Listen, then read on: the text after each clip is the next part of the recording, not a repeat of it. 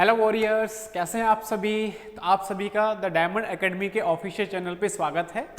तो आज हम पढ़ेंगे क्लास 10th का जो पहला चैप्टर है केमिस्ट्री का, केमिकल रिएक्शंस एंड इक्वेशन का तीसरा लेक्चर है हमारा। इसमें हमने पहले लेक्चर में और दूसरे लेक्चर में रिएक्शंस के बारे में पढ़ लिया था। टाइप्स ऑफ रिएक्शंस हमने देखे थे और कोई भी केमिकल रिएक्शन क्या होती है, केमिकल इक्वेशन क्या होती है, उसे बैलेंस कैसे किया जाता है। और टाइप्स ऑफ रिएक्शंस के अंदर हमने कॉम्बिनेशन रिएक्शन देख ली थी, डिकम्पोजिशन रिएक्शन पढ़ ली थी। डिकम्पोजिशन रिएक्शन तीन तरीके से किस किस की प्रेजेंस में हो रही थी वो हमने देखा था। डिस्प्लेसमेंट रिएक्शन को हमने पढ़ा था, डबल डिस्प्लेसमेंट रिएक्शन को भी हमने पढ़ा था। प्रेसिपिटेशन रिएक्शन क्या होती है, या एक्सोथर्मिक रिएक्शन क्या होती है, एंडोथर्मिक रिएक्शन क्या होती है, ये हमने इस चैप्टर की प्रीवियस वीडियो के अंदर पढ़ा था। आज हम पढ़ने वाले हैं ऑक्सीडेशन रिएक्शन, रिडक्शन रिएक्शन क्या होती है, और इन दोनों को मिला के बनने वाली जो रिडॉक्स रिएक्शन है वो क्या होती है। तो इन तीनों रिएक्शंस के बारे में पढ़ेंगे और कोरोजन क्या होता है, रेंसिडिटी क्या होती है, उनको किस तरीके से रोका जा सकता है, क्या क्या उनके कहाँ पे किस तरीके से पूरा चीज़ हम वहाँ पे पढ़ेंगे। वो होते क्या हैं, किस तरीके से उनके कारण कलर चेंज होता है, वो सारी चीज़ें हम पढ़ेंगे। ठीक है, तो देखिए सबसे पहले स्टार्ट कर रहे हैं ऑक्सीडेशन एंड रिडक्शन रिएक्शन। देखो बहुत सिंपल तरीके से आप याद रखोगे। कैसे याद रखोगे?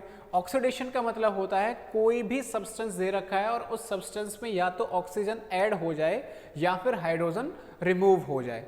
तो ऑक्सीडेशन का मतलब सीधा सीधा सा आप क्या समझोगे, गेन ऑफ ऑक्सीजन और लूज ऑफ हाइड्रोजन। यानी ऑक्सीजन अगर गेन हो जाए कहीं पे या ऐड हो जाए और हाइड्रोजन अगर लूज हो रहा है किसी भी तरीके से, देख लो या तो ये कंडीशन होनी चाहिए या ये कंडीशन होनी चाहिए। तो या तो ऑक्सीजन जुड़ जाना चाहिए या हाइड्रोजन बाहर निकलना चाहिए, तो उसको हम क्या बोलेंगे कि वहां पे ऑक्सीडेशन हो रहा है। रिडक्शन ऑक्सीडेशन का बिल्कुल उल्टा हो जाएगा। इसमें क्या हो जाएगा भाई, गेन ऑफ हाइड्रोजन। या तो हाइड्रोजन जुड़ रहा होगा, ऐड हो रहा होगा, या फिर क्या बोलोगे आप, लूज ऑफ ऑक्सीजन, ऑक्सीजन यहां से बाहर निकल रहा होगा। तो इस तरीके से आप देखोगे। तो ऑक्सीडेशन का मतलब सीधा सीधा सा है O2 ऐड हो रहा होगा, यहाँ पे O2 ऐड हो रहा होगा, तो O2 का एडिशन हो या फिर हाइड्रोजन का क्या हो, H2 का रिमूवल हो रहा हो, वो बाहर जा रहा हो। यहाँ पे H2 ऐड हो रहा होगा और ऑक्सीजन क्या हो रहा होगा, बाहर जा रहा होगा, रिमूव हो रहा होगा, लूज हो रहा होगा। इस तरीके से हम पहचानेंगे। तो 10th क्लास में जितनी भी रिएक्शंस बनती हैं उन रिएक्शंस को आप बिल्कुल सीधे इन दोनों चीज़ों से देख सकते हो कि ऑक्सीजन जुड़ रहा है या नहीं जुड़ रहा है, हाइड्रोजन जुड़ रहा है या नहीं जुड़ रहा है, या बाहर निकल रहा है। उसी से आप पहचान लोगे कहाँ पे ऑक्सीडेशन हो रहा है और कहाँ पर रिडक्शन हो रहा है। लेकिन इससे आगे जब आप 11th में जाओगे या 12th में जाओगे तो वहाँ पर हम इसके डेफिनेशन को थोड़ा सा चेंज करेंगे, क्योंकि बहुत सी रिएक्शन ऐसी होती है जहाँ पर ऑक्सीजन का एडिशन या रिमूवल नहीं होता या हाइड्रोजन का एडिशन या रिमूवल नहीं होता, लेकिन फिर भी वहाँ पे ऑक्सीडेशन और रिडक्शन होते हैं। तो उसको मैं अभी बता दे रहा हूँ क्योंकि आगे जाके वो फिर बच्चों का डाउट क्रिएट हो जाता है। तो अभी से आप थोड़ा सा मैं उसके बारे में बता देता हूँ। तो ऑक्सीडेशन का मतलब देखो क्या होता है। ऑक्सीडेशन का मतलब, जो ऑक्सीडेशन होता है, ऑक्सीडेशन का मतलब क्या होता है, इसको हम पढ़ रहे हैं। तो ऑक्सीडेशन का मतलब आप ऐसे भी देख सकते हो कि लूज ऑफ इलेक्ट्रॉन। कहीं पे इलेक्ट्रॉन अगर लूज हो रहे हैं, इसका मतलब हम क्या बोलते हैं कि वहां पर ऑक्सीडेशन हो रहा है। ये डेफिनेशन हमेशा के लिए रहेगी, 11th हो 12th हो, सारी चीजें। और रिडक्शन अगर आप पढ़ोगे तो रिडक्शन का मतलब क्या होता है, रिडक्शन का मतलब हो जाएगा गेन ऑफ इलेक्ट्रॉन। तो इलेक्ट्रॉन कोई गेन कर रहा है, कोई सब्सटेंस गेन कर रहा है, तो वहाँ पे रिडक्शन हो जाएगा। और इलेक्ट्रॉन अगर लूज हो रहे हैं तो वहाँ पे ऑक्सीडेशन हो जाता है। ठीक है, तो समझते हैं इसे, बहुत ही सिंपल तरीके से समझेंगे, आप कभी भी नहीं भूल पाओगे इसे, इस तरीके से पढ़ने वाले हैं।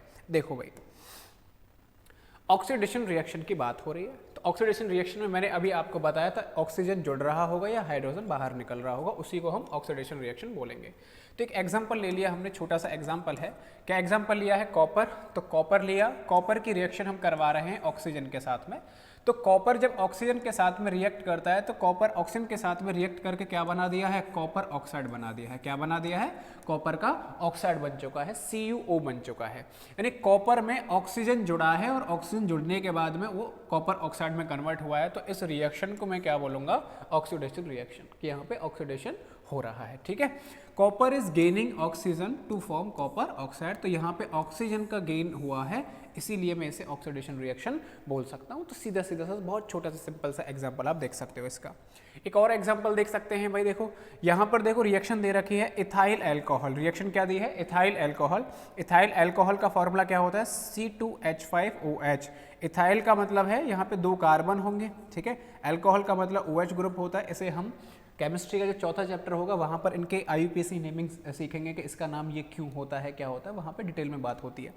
तो इथाइल अल्कोहल है, इसकी रिएक्शन अगर हम सोडियम के साथ में करवाएं, किसके साथ में करवा रहे हैं, सोडियम के साथ में। सोडियम मेटल होता है, ग्रुप 1 का एलिमेंट है, तो सोडियम के साथ में जब हम करवाते हैं तो सोडियम इस हाइड्रोजन को यहाँ से रिप्लेस कर देता है, और हाइड्रोजन को रिप्लेस करके यहाँ पर सोडियम खुद जुड़ जाएगा। तो क्या बनेगा, C2H5O, इस हाइड्रोजन की जगह सोडियम आ चुका है, यानी इसको हम बोलेंगे सोडियम इथॉक्साइड। क्या बोल देंगे, सोडियम इथॉक्साइड बन चुका है। ये सोडियम है और ये इथॉक्साइड बन गया है, तो सोडियम इथॉक्साइड बना। प्लस जो हाइड्रोजन था वो यहाँ से बाहर निकले, तो हाइड्रोजन अकेला तो एग्जिस्ट करता नहीं है, कैसा होता है, डाई एटॉमिक गैस होता है, तो H2 फॉर्म में ये बाहर की ओर निकल जाएगा। और H को बैलेंस करने के लिए यहाँ पे आपको 2 लगाना पड़ेगा।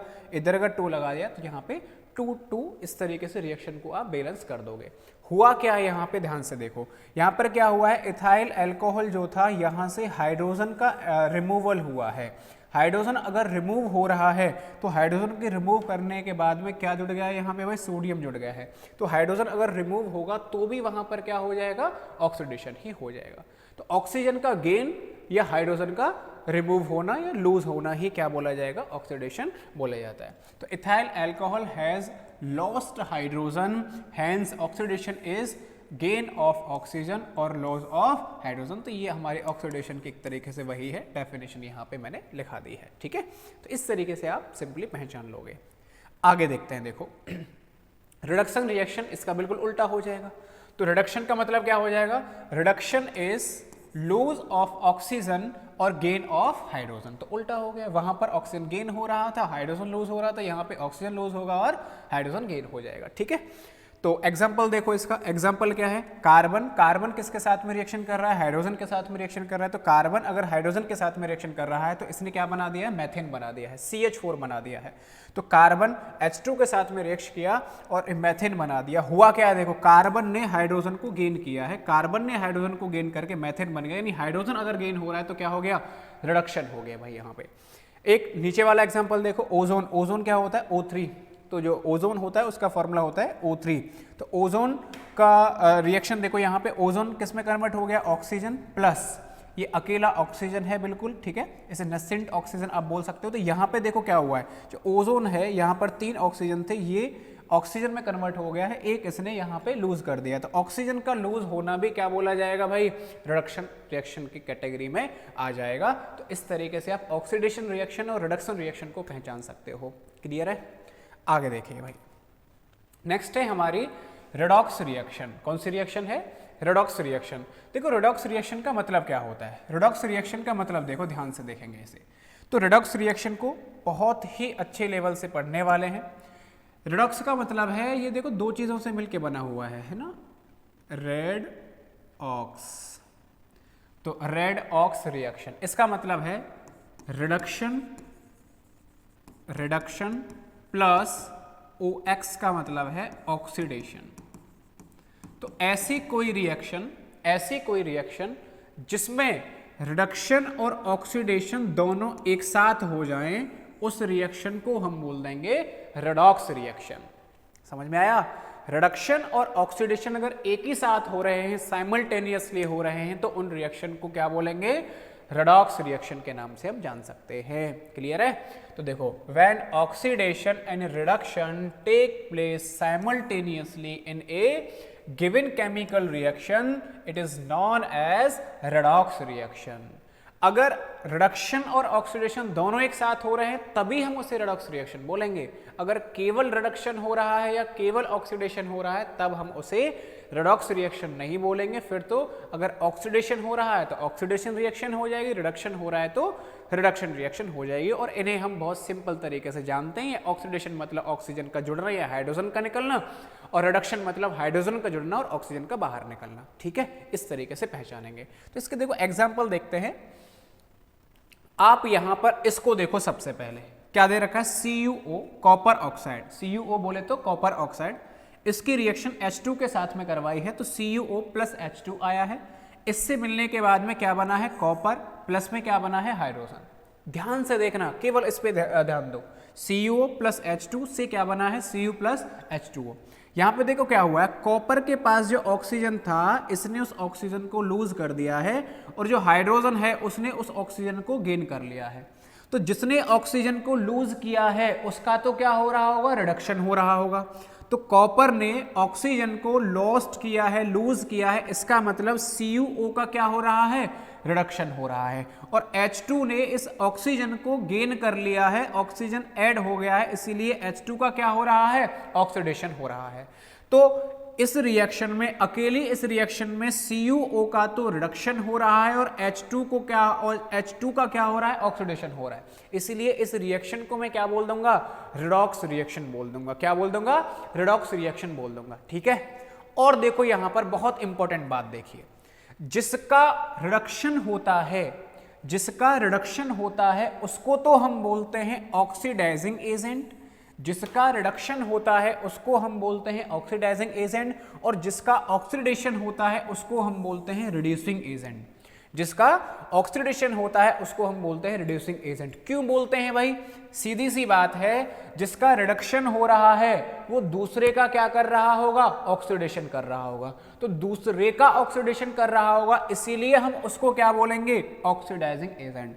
ऐसे ही जिसका ऑक्सीडेशन हो रहा है या जिसका रिडक्शन, जिसका ऑक्सीडेशन हो रहा है तो ऑक्सीडेशन दूसरे वाले का क्या कर रहा होगा, रिडक्शन कर रहा होगा, इसीलिए हम उसको क्या बोल देंगे, रिड्यूसिंग एजेंट बोलेंगे। यहां उल्टा होता है, आप इसे बहुत अच्छे से लिख भी लेना कि जिसका ऑक्सीडेशन हो रहा है, लिखा देता हूं मैं, देखो, जिसका ऑक्सीडेशन हो रहा है या ऑक्सीडाइजिंग एजेंट, आप इसी तरीके से लिखोगे, ऑक्सीडेशन और रिडक्शन। ध्यान से देखेंगे, ऑक्सीडेशन जिसका हो रहा है उसको तो हम बोलेंगे रिड्यूसिंग एजेंट। क्या बोलेंगे, रिड्यूसिंग एजेंट। और रिडक्शन जिसका हो रहा है उसको हम बोलेंगे ऑक्सीडाइजिंग एजेंट।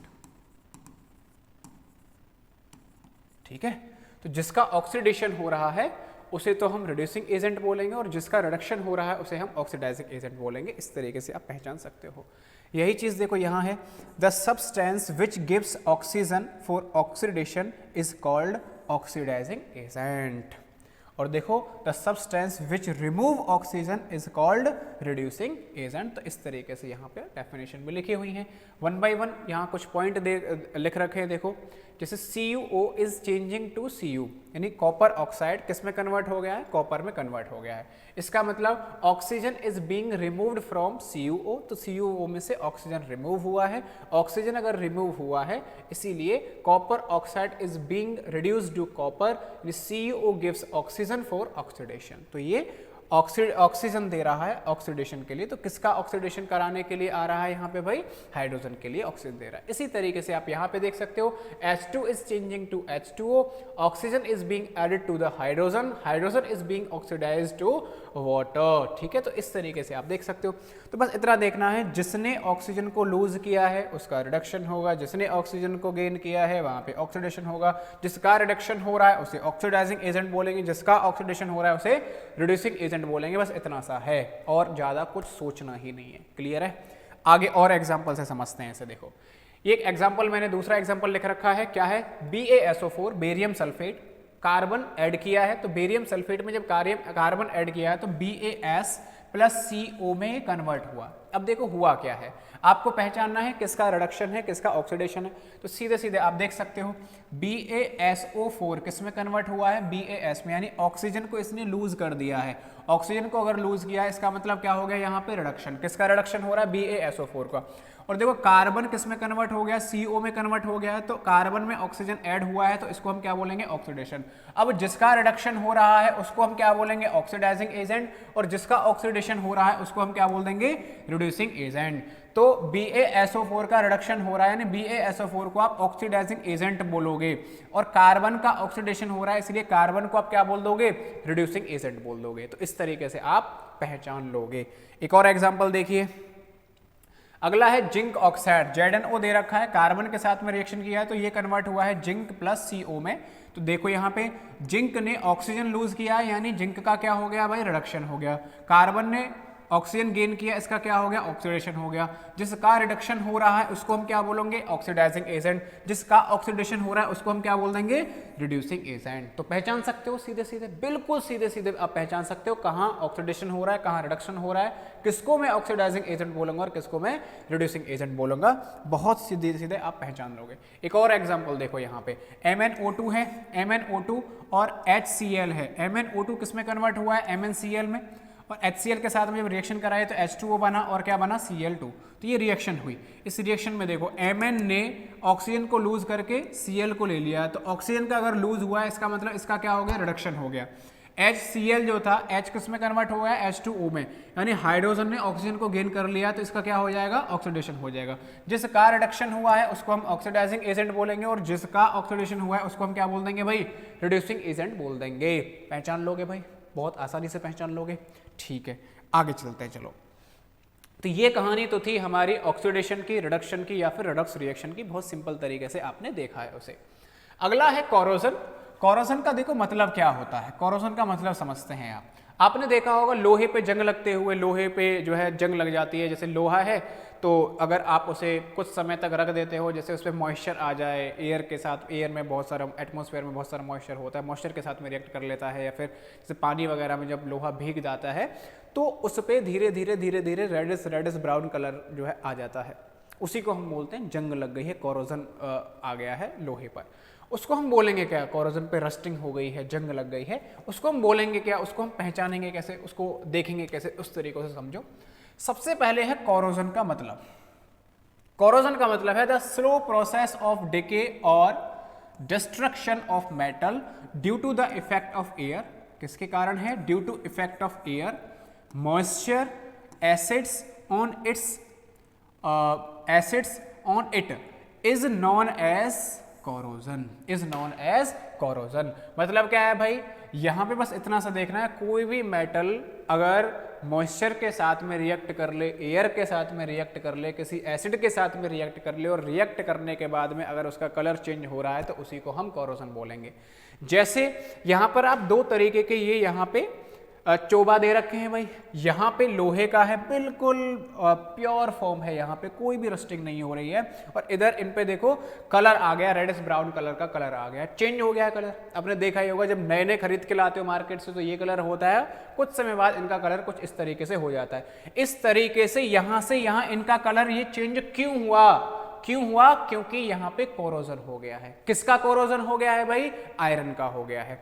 तो आयरन जो होता है, due to effect of moisture, a layer of reddish brown colour is deposited over surface of iron. तो आयरन के सरफेस पे एक रेडिश ब्राउन कलर डिपॉजिट हो जाती है, उसको हम क्या बोलते हैं, रस्ट। क्या बोलते हैं, रस्ट। रस्ट यानी जंग लगना। It's chemical formula is Fe2O3.H2O। तो ये जो है रस्ट का फॉर्मूला होता है Fe2O3H2। तो आयरन था, इस आयरन का जो रिएक्शन है वो मॉइस्चर के साथ में जब हम करवा देते हैं, मॉइस्चर के साथ में जब रिएक्ट करता है तो किस में कन्वर्ट होता है ये, Fe2O3.H2O में। तो इस तरीके से यहाँ पे रस्टिंग ऑफ आयरन को आप देख सकते हो। तो आपसे अगर पूछ लिया जाए रस्टिंग ऑफ आयरन, तो रस्टिंग ऑफ आयरन को आप इस तरीके से डिफाइन कर सकते हो। क्लियर है भाई, ओके। और ये किसके डेफिनेशन है, कोरोजन की। तो कोरोजन की ये है जिसका पहला एग्जांपल आपने देखा है, रस्टिंग ऑफ आयरन। इसके और भी देखो एग्जांपल हैं, और देखो इसके एग्जांपल क्या हैं। जैसे आपने देखा हो कभी जो कॉपर होता है, कॉपर का कुछ समय बाद में कलर जो है, कॉपर पे एक ग्रीन कलर की लेयर जम जाती है। कैसी, ग्रीन कलर की लेयर जम जाती है। तो कॉपर का जो कलर चेंज हो रहा है, जैसे लोहे पे तो किस तरीके से हो रहा था भाई, रेडिश ब्राउन कलर की लेयर जमी थी, कॉपर पे किस तरीके की आ रही है, ग्रीन कलर जैसा जो है इस पे लेयर जमा है। क्यों जमा है, क्योंकि copper objects get coated with green substance called copper carbonate with passes of time. तो कुछ समय बाद में कुछ समय बाद में कॉपर के जितने भी सब्सटेंस होते हैं उन पे एक ग्रीन कलर की लेयर जम जाती है, ग्रीन कलर की लेयर जम जाती है, जिसे हम क्या बोलेंगे, copper carbonate. This green substance is formed due to reaction of copper with carbon dioxide and moisture present in the atmosphere। तो होगा क्या है, देखो यहां पर देखो कॉपर दे रखा है, प्योर कॉपर दे रखा है, कॉपर की रिएक्शन मॉइस्चर के साथ में या फिर कार्बन डाइऑक्साइड जो एटमॉस्फेयर में प्रेजेंट है, मॉइस्चर और कार्बन डाइऑक्साइड के साथ जो एटमॉस्फेयर में प्रेजेंट है उसके साथ में ये रिएक्ट करता है, और रिएक्ट करवाने के बाद में ये किस में कन्वर्ट होता है भाई, किस में कन्वर्ट होता है, कॉपर कार्बोनेट में कन्वर्ट होता है, जिसका कलर किस तरीके से हो जाता है, ग्रीन कलर का हो जाता है। तो ये भी एक दूसरा एग्जाम्पल हो गया आपके साथ में कोरोजन का। तो कोरोजन का दूसरा एग्जाम्पल ये है कि कॉपर ग्रीन कलर में क्यों होता है। तो आप देख सकते हो मॉइस्चर और कार्बन डाइऑक्साइड की प्रेजेंस में ये रिएक्ट करता है और इस तरीके से कलर को चेंज कर लेगा। एक और बहुत शानदार एग्जाम्पल देखते हैं, क्या है, देखो चांदी को आपने सभी ने देखा होगा, चांदी बोले तो सिल्वर। तो जो सिल्वर होती है, सिल्वर का जो कलर होता है, चांदी का जो कलर होता है, कुछ समय बाद में आपने देखा होगा उस पर ब्लैक ब्लैक कलर का एक लेयर जम जाता है, ब्लैक कलर, चांदी का जो कलर होता है धीरे धीरे ब्लैक कलर में कन्वर्ट हो जाता है। तो ये था हमारे पास एक चांदी का सिक्का, और ये किसमें कन्वर्ट हो गया, कुछ समय बाद में ऐसा दिखने लग रहा है, देख रहे हो कहाँ से कहाँ चले गए। तो यहाँ से यहाँ जाने के पीछे का रहस्य क्या है वो समझते हैं। तो देखिए जरा, silver objects become blacken and lose their shining with passes of time. तो कुछ समय बाद में ये अपनी साइन को खो देते हैं, अपनी चमक को खो देते हैं, और इनके ऊपर इनका जो कलर होता है वो ब्लैक ब्लैक कलर होने लगता है। This happens due to reaction of silver with hydrogen sulphide. Hydrogen sulphide को हम बोलते हैं H2S। क्या बोलते हैं, H2S। तो hydrogen sulphide gas present in the atmosphere. तो सिल्वर एटमॉस्फेयर में जो गैस प्रेजेंट होती है, कौन सी गैस, H2S हाइड्रोजन सल्फाइड, उसके साथ में ये रिएक्ट करता है, और रिएक्ट करने के बाद में इसके ऊपर एक लेयर जम जाती है जिसका कलर ब्लैक कलर का होता है। तो इस तरीके से चांदी का कलर काला काला हो जाता है कुछ समय बाद। तो ये एक तीसरा एग्जाम्पल हो गया आपके पास में कोरोजन का। समझ गए कोरोजन को। तो कोरोजन तीन तरीके से एग्जाम्पल हमने देखे हैं। रस्टिंग ऑफ आयरन देख लिया, कॉपर का कलर कैसा हो जाता है भाई, ग्रीनिश कलर होता है मॉइस्चर के प्रेजेंस में या CO2 के प्रेजेंस में, और सिल्वर H2S के साथ में रिएक्ट करके उसका कलर कैसा हो जाता है, ब्लैक कलर का हो जाता है। ओके, आगे चलते हैं। नेक्स्ट है हमारा इस चैप्टर का लास्ट टॉपिक है, और जो लास्ट टॉपिक है वो है हमारा रेंसिडिटी। क्या है, रेंसिडिटी। देखो रेंसिडिटी का मतलब समझते हैं पहले। रेंसिडिटी का मतलब होता है, आपने देखा होगा कि जैसे जितनी भी ऑयली चीज़ होती है जिनमें फैट या ऑयल होता है, वो अगर आप गर्मियों के टाइम पे देख रहे हो, जैसे खाना है, खाना गर्मियों के समय में आपने रख दिया तो कुछ समय बाद में उसमें अलग सी स्मेल आने लगती है। बहुत टाइम तक रख दिया तो बहुत गंदी स्मेल आने लगती है, और धीरे धीरे टाइम के साथ में उसमें जो टेस्ट है खाने का वो बिल्कुल बदलता जाता है। तो ऐसा क्या होता है जो खाने का टेस्ट बदल जाता है, उसमें स्मेल आने लग जाती है, ठीक है। तो वो चीज़ हम रेंसिडिटी में ही समझने वाले हैं। तो यहां पे देखिए आप, when oil and fats are oxidised और even allowed to stand for a long time they become rancid. क्या हो जाते हैं वो, रेंसिड। किस किस में होता है, देखो ऑयल और फैट्स। तो जिन सब्सटेंसेस के अंदर ऑयल हो या फिर फैट्स उपस्थित हो तो कुछ समय बाद वो ऑक्सीडाइज हो जाते हैं, और ऑक्सीडाइज होने के बाद में रेंसिड हो जाते हैं। रेंसिड का मतलब है कि उनमें स्मेल आने लगती है, उनका टेस्ट चेंज होने लगता है। हमने देखा है ना, जैसे अब दूध को ले लीजिए, तो दूध रखा हुआ है, दूध को रखे हुए गर्मियों का समय है, आपने फ्रिज वगैरह में रखा नहीं है, तो धीरे धीरे वो जो है जमना स्टार्ट हो जाता है अपने आप ही। तो जमेगा तो उसका टेस्ट तो सीधी सी बात है चेंज हो ही जाएगा, है ना, खट्टा खट्टा होने लगता है। खाना है, खाना अपने आप धीरे धीरे जो है उसका टेस्ट चेंज होने लगता है। या फिर आप इस तरीके से भी देख सकते हो, जैसे चिप्स है, कुरकुरे हैं, ये जितनी भी चीज़ें होती हैं, इनको अगर आप जैसे कुरकुरे लेके आए, आपने अगर पैकेट को फाड़ दिया तब वो जो है बहुत जल्दी जो है ख़राब हो जाते हैं, है ना, बहुत बेकार सा टेस्ट हो जाता है। अगर कुरकुरे के पैकेट को फाड़ दे 2-3 दिन बाद उसे खाने लग रहे हो तो कुछ उसमें मज़ा ही नहीं आएगा। लेकिन उस कुरकुरे को अगर आप 1 महीने तक बंद पैकेट में रखे हुए तब वो ख़राब क्यों नहीं होता है, और खोल दिया तब वो 2 दिन में ही ख़राब हो जाता है। इसके पीछे का रीज़न भी अभी हम समझने वाले हैं कि उस कुरकुरे के अंदर ऐसा क्या भरा हुआ होता है जो उसे ख़राब नहीं होने देता है। ठीक है, तो देखो food smell foul and it's taste change, तो वो किसके कारण होता है? रेंसिडिटी के कारण ही होता है। तो आगे देखते हैं। Food is placed in air tight container. अगर आप रेंसिडिटी को रोकना चाह रहे हो तो रेंसिडिटी को रोकने के लिए आपको क्या करना होगा भाई? इसके लिए आपको फूड को टाइट कंटेनर में रखना होगा। तो टाइट कंटेनर में रखने से होता क्या है कि जो एटमॉस्फेयर का मॉइस्चर है, ऑक्सीजन है, जितना भी मॉइस्चर होता है, जितनी भी गैसेस होती हैं वो उसके अंदर नहीं जा पाती हैं, और उसके अंदर अगर नहीं जा पाती तो रिएक्शन नहीं हो पाती। रिएक्शन नहीं हो पाएगा तो आप उसे थोड़े ज़्यादा समय के लिए सेफ रख सकते हो। क्लियर है?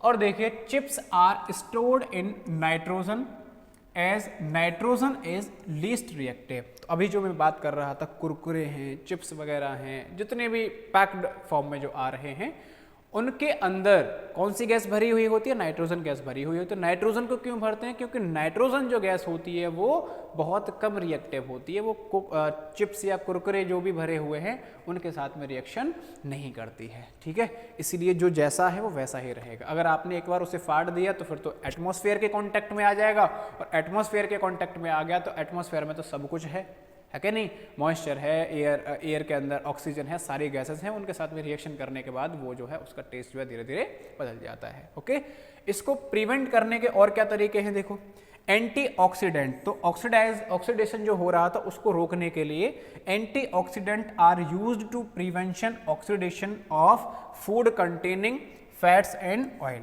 तो एंटीऑक्सीडेंट्स का यूज किया जाता है, एक तरीका तो ये है। दूसरा क्या है? Food are also stored in refrigerator as low temperature reduces the rate of reaction.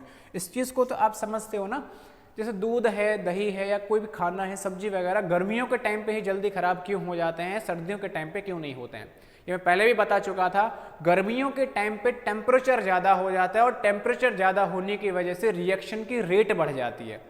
कोई भी रिएक्शन अगर आप टेम्परेचर दे रहे हो तो उसकी रेट, रिएक्शन के रेट होने की जो रिएक्शन का जो रेट होता है वो जो बढ़ जाता है। किसकी वजह से? टेम्परेचर की वजह से।